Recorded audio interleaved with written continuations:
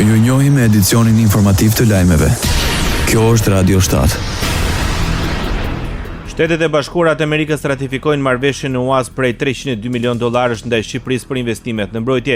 Departamenti Amerikan i Shtetit ka njoftuar zyrtarisht se kjo UA do të mbështesë Shqipërinë për përmbushjen e shpenzimit të 5% të prodhimit të brendshëm brut të përmbrojtjen deri në vitin 2035. Gjithashtu, sipas Departamentit Amerikan të Shtetit, huaja do të forcojë aftësinë e Europës për të udhëhequr vetë në fushën e mbrojtjes. Huaja pritet të ndihmojë në modernizimin e forcave të armatosura të Shqipërisë, duke mbështetur blerjen e kapaciteteve kryesore me origjinë amerikane, do të forcoj aftësinë e Europës për të udhëhequr vetë në fushën e mbrojtjes.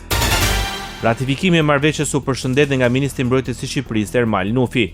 Sipas tij, mbështetja do të përshpejtojë modernizimin, do të rrisë gatishmërinë dhe forcojë kontributin e Shqipërisë, ndërsa opozita shqiptare ka dërguar miratimin e çështjes për gjykim në gjykatën kushtetuese me pretendimin se janë shkelur procedurat. Rajoni.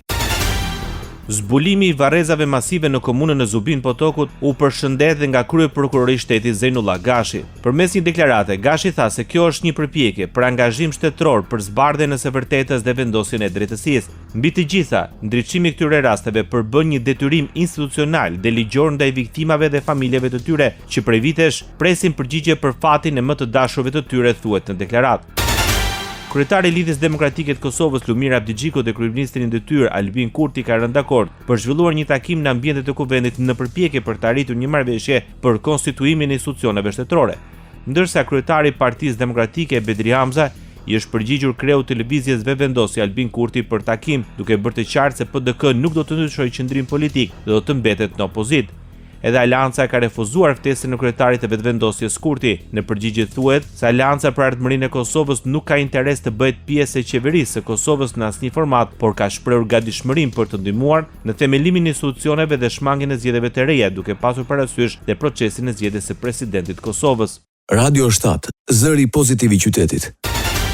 Ligji për përfaqësim të drejtë dhe adekuat është nënvizuar nga kreu i lidhjes shqiptare Ziadin Sela pas takimit që realizoi me kryeministrin Albin Kurti. Sela thotë se në takimin diskutuar për situatën politike në Kosovë dhe në Maqedoninë e Veriut. Me kryeministrin Kurti diskutuan për situatën politike në Maqedoninë e Veriut, duke shpalosur shqetësimet në lidhje me tendencat për tu zhvlerësuar dhe ato pak të drejta kolektive të shqiptarëve në Maqedoninë e Veriut, deklaroi Sela. Krahas asaj, në bashkëbisedim është shprehur interes dhe për rrjedhën e projekteve infrastrukturore si rruga Shkup-Blac dhe ajo Tetov-Prizren.